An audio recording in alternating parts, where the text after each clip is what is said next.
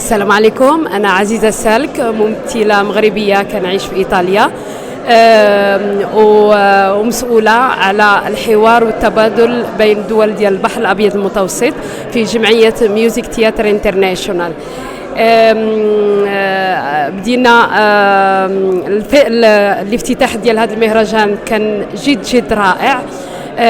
وكل يوم كانت فقرات متنوعة. كنا مشينا إلى مدرسة ديال الأطفال اللي عندهم إعاقة، واليوم كنا في السجن المحلي اللي تابعنا واحد الفيلم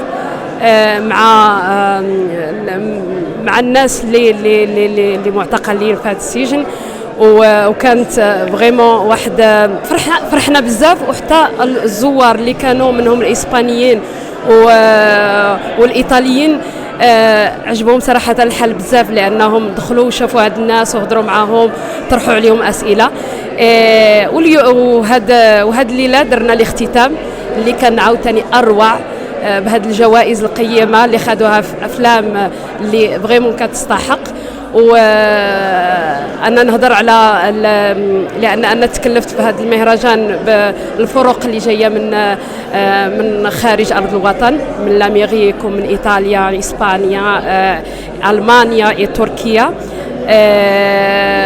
كانوا فرحانين بزاف لان داروا له مفاجآت تبع مفاجآت. البارح كنا في الديزير، وكنا تفرجنا في جوج الافلام في الديزير.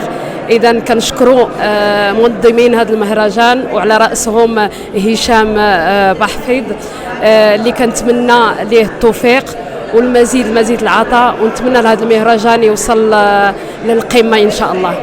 هشام بحفيظ، هذا الشاب الطموح اللي كنتمنى ليه فريمون كل قلبي كل توفيق، لانه دار المعجزات، والله الا دار المعجزات باش هذا المهرجان يتقام.